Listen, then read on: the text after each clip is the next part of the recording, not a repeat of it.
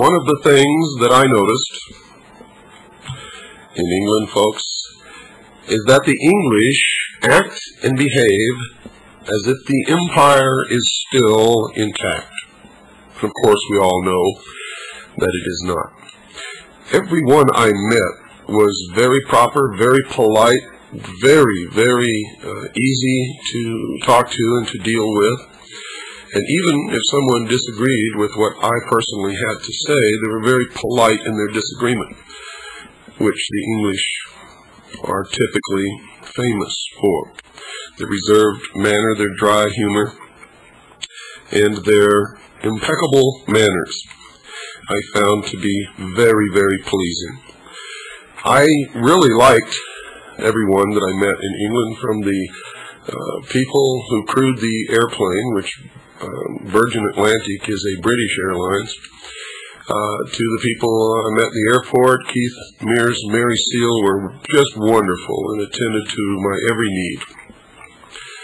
All of the people in the hotel staff, the dining room staff, everybody at the Great Hall at Wembly, the people backstage who attended to our audio-visual needs and the raising or dimming of the lights when we needed that to be done, were just exceptional, polite, wonderful, wonderful people, and I thank them all, every single one of them, and especially the audio-visual man who put up with quite a bit from all of us, and changing schedules at the last minute, and changing which tape was going to be shown, or which tray of slides was going to be put on next. And he never lost his temper. He maintained his politeness and his manners the whole time. John, thank you from the bottom of my heart for what you did for me backstage both days. You worked long, hard hours, and tell you the truth, I never saw him take a break either day. From from about 8 in the morning when I would arrive until well after 9 p.m., John was right there doing his thing. I didn't see him eat, although I know he did somehow. He probably ate while we were on stage talking. But we were treated wonderfully, as if we were kings and queens ourselves. So that much about the British people is true. They are polite. They are wonderful people. Their display of just ordinary common sense is so much better than most Americans ever display, that I fail to see how they got into the position that they're in today. And their country is already socialist. It is so socialist that I don't think they can extract themselves from that position. Because once people begin receiving handouts, it's hard to take them away from them. Even if the people know that it's not good for them, they still don't want to give up those handouts, and that's the position that we Americans are quickly finding ourselves in. Right now, we have an elderly group that literally are begging for more. They just love it so much. It's a shame. We should learn to depend upon ourselves for our support, our subsistence, and of course in extreme hardship, in case of people are disabled and cannot, then sure, we should provide some type of charity to meet their needs, not make them rich. And the rest of us, if we fail through our own ignorance, stupidity, or irresponsibility to provide for our old age, I'm telling you right now, I'm one who believes you should be subject to the laws of nature, and that's exactly the way it should be. You see, we demonstrate such a degree of irresponsibility that to me, it's absolutely incredible. Do you know that in England, the unemployment stipend for someone who is unemployed is only $60 a week, and you cannot even rent a place to stay for $60 a week, much less feed yourself? Did you know that? Did you know that the English people are suffering, that Europe is in a real depression? And remember, I told you this a long time ago. But Americans don't want to listen. You listen to your government tell you that we're in the midst of a recovery. And folks, I'm telling you right now, no such thing is taking place. The world cannot be in a depression and the United States be in a recovery. It can't happen. Our businesses are leaving, deserting our country in record numbers. Everywhere, people are being laid off. Everywhere, companies are going out of business. And yet you still believe this nonsense that we're in a recovery. Oh, sheeple. Oh, sheeple. Shame on you. The people in England, and by the way, they just weren't people from England. They had many people in Europe listen to my broadcast, and there were people from Scotland, from Ireland, from France, from Germany, from Switzerland, from all over Europe. And I learned quite a lot while I was there. Europe is in the throes of a depression. Did you know that Euro Disney is having such a hard time attracting visitors to their Disney park that they're actually advertising in the United States for American tourists to visit Euro Disney when they visit Europe? Now that should tell you how hard off things are in Europe. Because it's absolutely insane to ask Americans to go to Europe to visit Disneyland when we have 2 Disneylands right here and most Americans have already been. No, folks, when we go to Europe, we want to see Europe. We don't want to see Disneyland. But you see, the Europeans are in such financial straits that they're not going to Euro Disney. And Euro Disney is finding itself in deep financial problems, and that's why they're advertising for tourists from the United States to visit Euro Disney. Not only that, but Euro Disney is built in a spot, I learned, that has traditionally bad weather. Bad weather. So when most folks go, it's either raining or overcast or cold. Very smart. Whoever did that, all I can say is very smart.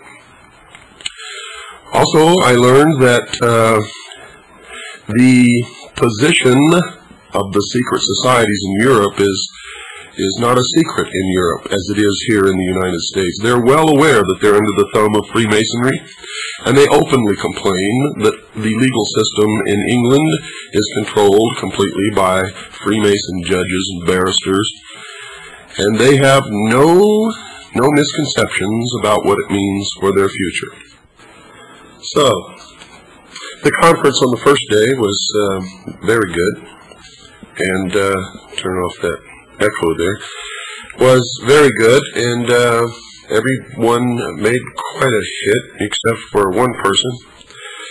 And I'm not going to mention who this person's name is because I don't want to give him any press, to tell you the truth, after what he did.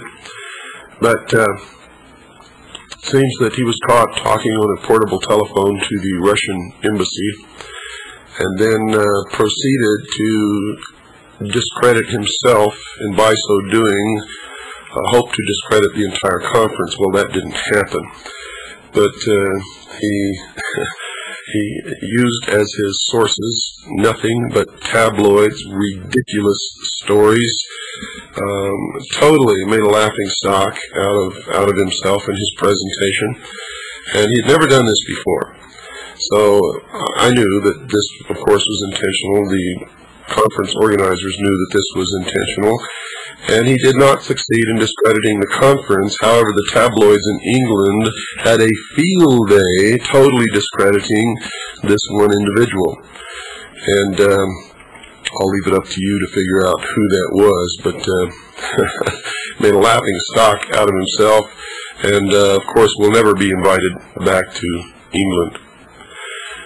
I was impressed with all the people there who were so kind to me and who brought me, I'll tell you something, I came back with more pamphlets and books and literature and information that was handed to me by strangers, and some of them to this day I don't know who they are. Some of them we had talks, and I got to know them a little bit. But and you're going to be hearing a lot of this stuff that I brought back with me on future shows of the hour of the time. The people in England are undergoing some tough times, folks. The police, the bobbies, the famous bobbies, are not going to be under local control anymore. They're all being gathered into what's going to be a British National Police under the direct orders of Whitehall. The same thing is going to happen in this country, and there's already a big push on to make it happen. And that's one of my predictions in the Carter administration, is that you're going to see the beginnings of the formation of a national police force.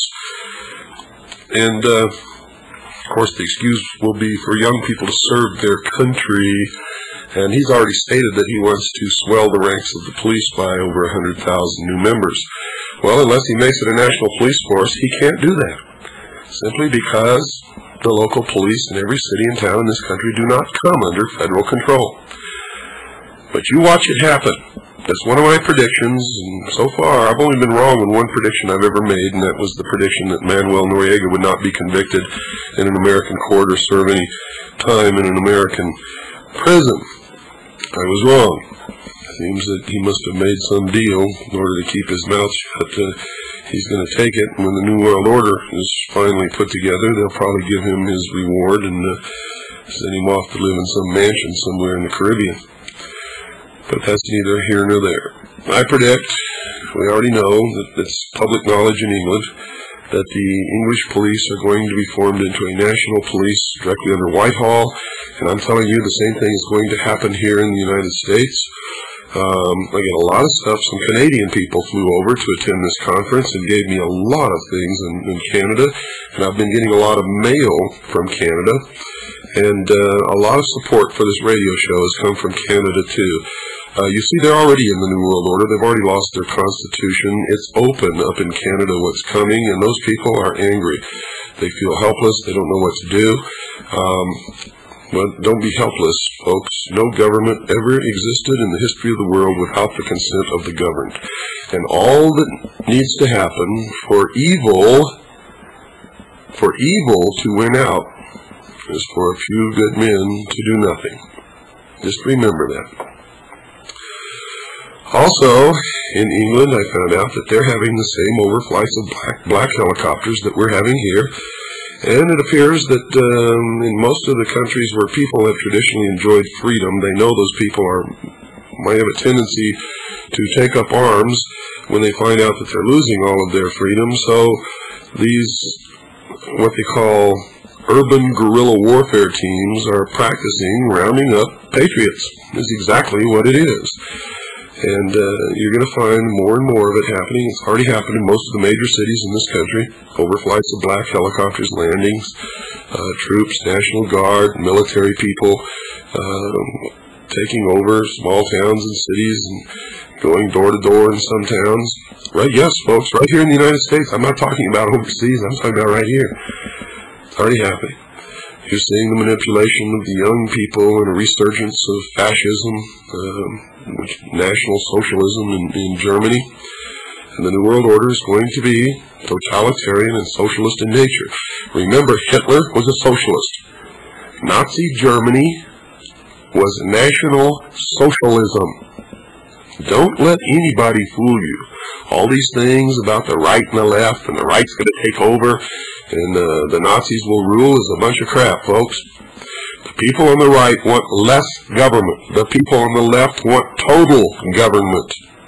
Total government. Nazism or National Socialism is just one small step above communism. That's where everything is headed. Everything is moving toward global socialism. World socialism. That's what's coming. Don't be fooled. Don't let these jerks fool you by the use of the word democracy or democratic. Those are just keywords for socialism. The United States was never founded, nor was it ever meant to be a democracy. It is a republic, and there's a big difference between those two. Democracy always leads into full-blown socialism. Republic, if the people are responsible, gives the most freedom for each individual that can ever be realized in the world. Problem is, when people get what they think is the I got everything that I need, so I don't have to worry about it anymore.